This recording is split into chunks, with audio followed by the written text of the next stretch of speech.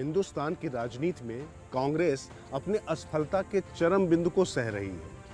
या तो वो सत्ता से बेदखल है या जहां सत्ता में वहां पर सिर्फ फटौवल जारी है। अब कांग्रेस अपने पुनरुद्धार के लिए पूरी तरीके से राहुल गांधी पर आश्रित है। राहुल गांधी सोशल मीडिया पर सबसे ज़्यादा पप्पू बनाए गए, उनके खिलाफ सबसे ज़्यादा प्रचार किया गया और वहीं मौजूदा प्रधानमंत्री नरेंद्र मोदी ने सोशल मीडिया का बखूबी इस्तेमाल किया। उनका हर एक ट्वीट, हर एक फेसबुक पोस्ट वो लगातार चर्चा में बना रहा। अब पिछले कई समय से लगातार सोशल मीडिया पर, खासतौर से ट्विटर के जरिए राहुल ने सरकार पर धावा बोल रखा है और वो लगातार कुछ न कुछ करते चले आ रहे हैं। तो कहते हैं ना, करत करत अभ्यास से जड़मत होत सुजान।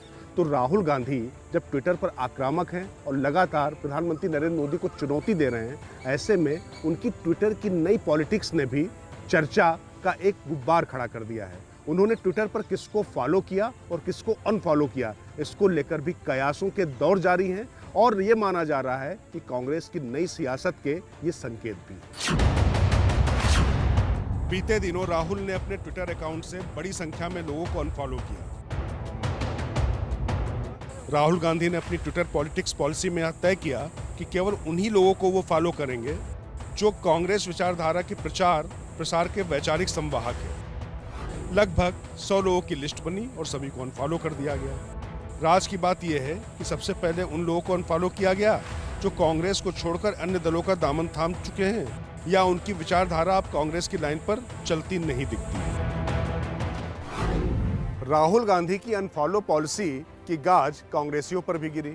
इनमें से कई तो राहुल गांधी के कार्यालय में उनके सिपाहसलार माने जाने वाले लोग थे और कई लोगों को अनफॉलो करने के बाद तो चर्चाओं का बाजार भी गर्म हो गया कि आखिर कौशल विद्यार्थी, निखिल ललवा और अलंकार सवाई, कनिष्ठ सिंह जैसे दिग्गजों को कैसे अनफॉलो किया जा सकता है। तो यहीं छिपी है राज की बात, वो हम आपको आगे बताते हैं। क्योंकि राहुल ने सिर्फ कांग्रेस के लोगों को ही अनफॉलो नहीं किया, बल्कि तमाम पत्रकारों को भी अनफॉलो किया जो कि उनको अपनी किचन कैबिनेट का हिस्सा बताते रहे।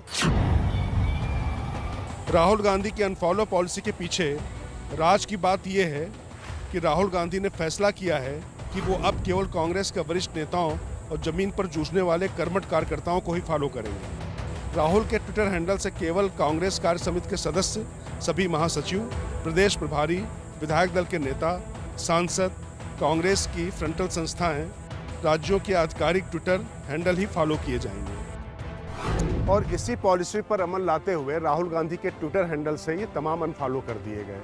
पत्रकारों को अनफॉलो करने के पीछे एक खास वजह थी कि जिन पत्रकारों को राहुल फॉलो कर रहे थे वो अपने आप को उनका सबसे करीबी और गांधी परिवार के बिल्कुल किचन कैबिनेट का हिस्सा बताने में लगे रहते थे और दूसरे पत्रकार जो कांग्रेस कवर करते थे उनमें इसको लेकर संतोष रहता था। तो ये तय हुआ कि सबको संतुष्ट करना संभव नहीं है, इसलिए सबको अनफॉलो कर दिया। उन लोगों को राहुल फॉलो नहीं करेंगे जो पार्टी का समर्थन करते करते अभद्र भाषा का इस्तेमाल करने लगते हैं। दरअसल इस पॉलिसी के जरिए सोशल प्लेटफॉर्म पर राहुल गांधी की एक सकारात्मक इमेज बिल्डिंग की कोशिश की गई है। हालांकि इस पॉलिसी से इतर कुछ चीजें और राहुल गांधी के ट्विटर पर दिखती हैं। कांग्रेस के दो दिग्गज दिवंगत नेताओं अहमद पटेल और मोतीलाल वोरा को अभी भी वो फॉलो कर रहे हैं। इसे उन नेताओं के प्रति सम्मान का भाव और उनसे जुड़े लाखों कार्यकर्ताओं की संवेदना से जुड़े रहने की कोशिश के तौर पर देखा जा सकता है। चलते चलते राहुल की नई ट्विटर पॉलिसी से जुड़ी एक राज की बात और। राहुल गांधी अभी भी संजय निरुपम को फॉलो कर रहे हैं जो पार्टी विरोधी बयान के लिए ज्यादा जाने जाते हैं और कपिल सिब्बल भी राहुल गांधी की तरफ से फॉलो किए जा रहे हैं जिन्होंने कांग्रेस की कार्यप्रणाली पर सीधे सवाल खड़े किए थे। तो क्या माना जाए, कांग्रेस की और खासतौर से कांग्रेस के युवराज की ये जो ट्विटर पॉलिसी है वो अपने लोगों को ही आगे बढ़ाने के लिए रखी गई है, लेकिन ऐसे में संजय निरुपम और कपिल सिब्बल को क्यों वो फॉलो कर रहे हैं?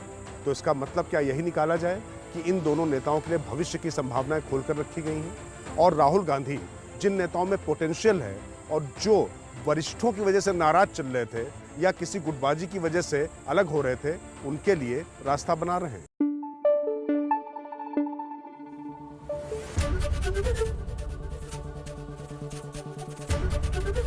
एबीपी न्यूज आपको रखे आगे।